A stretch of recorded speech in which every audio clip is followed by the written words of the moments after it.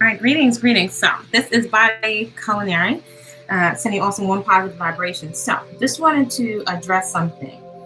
Why do so many people get injured when they start an exercise program? So this is going to be a short series broken up into little comprehensive bite-sized pieces so folks can stay safe with exercise. If you get an injury, usually people are going to get turned off to exercise and say, oh, the exercise hurt me. That's why I'm not working out. So let's just check that out for a moment.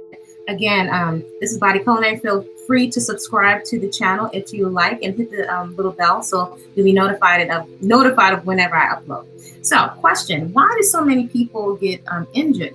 So last time I checked, it was 60 to 80% of adults get an injury within the first 6 to 8 weeks of joining a gym. And I'm sure that number has gone up. Right now, we're on break from the gyms, of course. So most people, when we think of getting into shape, we think of cardio. First thing people want to do is to start running, right? And then the other thing people want to do is to lift weights, right?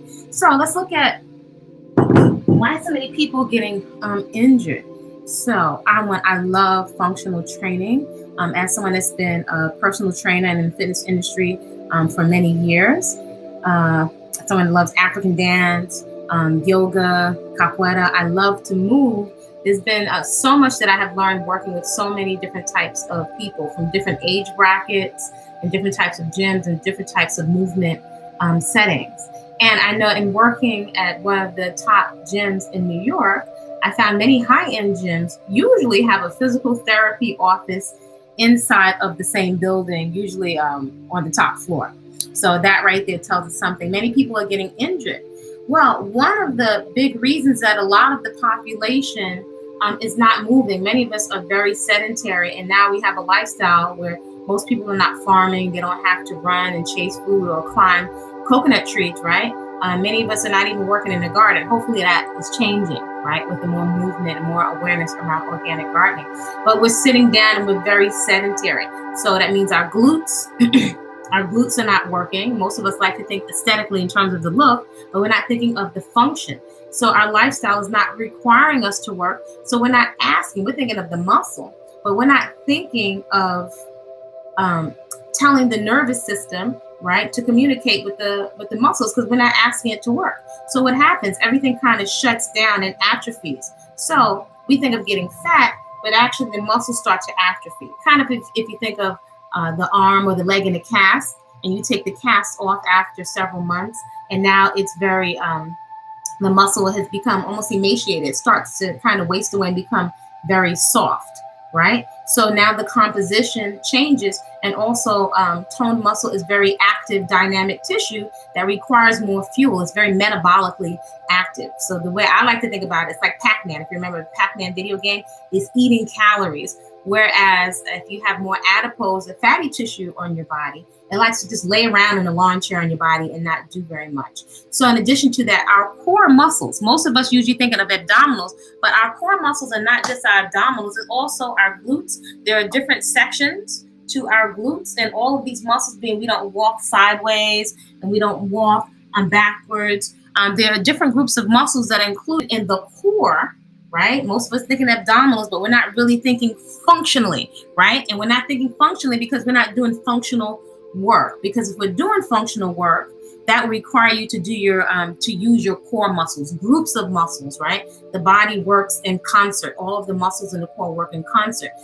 When we go to do something like to move some boxes or lift something heavy, and the muscles and the brain haven't been on good speaking terms, right? Then those core muscles, they're not stable, and you go to pick something up and your core muscles, your abdominal muscles and your lower back isn't supported, then you can slip a disc out of place, or you can pull something from being very tight and inflexible, and then we get an injury.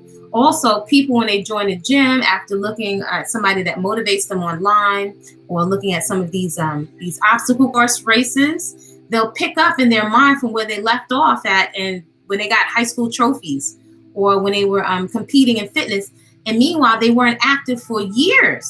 And so then you're taking your tendons and your ligaments along with your muscles from 0 to 100, not allowing them time to adapt. the tendons and the ligaments, the connective tissue that attaches bone to bone and muscle to bone. It can't take a whole lot of pulling and tearing and too much work overload at one time. It needs to be gradual. So this is more incentive to start some type of personal movement practice like as soon as possible, and to give yourself enough time to learn proper form and to build up a regular routine. The consistency is key to allow your body to adapt. So many of us take home are deconditioned, and it's almost like we have to, not almost, we got to do a lot of corrective exercises to even get our nervous system to start talking and communicating with our muscles, right? So that all of these limbs, the legs and everything that's connected to the core, that they have support, right? This here is the support. We're usually focusing on this, but this all needs to be supported so everything is nice and stable. The bones are stable inside of the sockets. So hopefully this is helpful to you. This is something for you just to marinate off of or to marinate over, so you can think about, how do I keep myself safe? So I'm going to break this series down into bite-sized pieces. Let me know what you think. Do you have you ever had an injury? Are you engaging in a personal movement practice? Have you started anything so you can build on it incrementally over time? I would love to hear from you, and know that everyone can benefit from strength, cardio, flexibility. You just want to cater it towards you, towards your age, your phase of life, towards your work lifestyle, and you can take it from there to build up that consistency. All right, y'all, create a great day, and I will see you soon.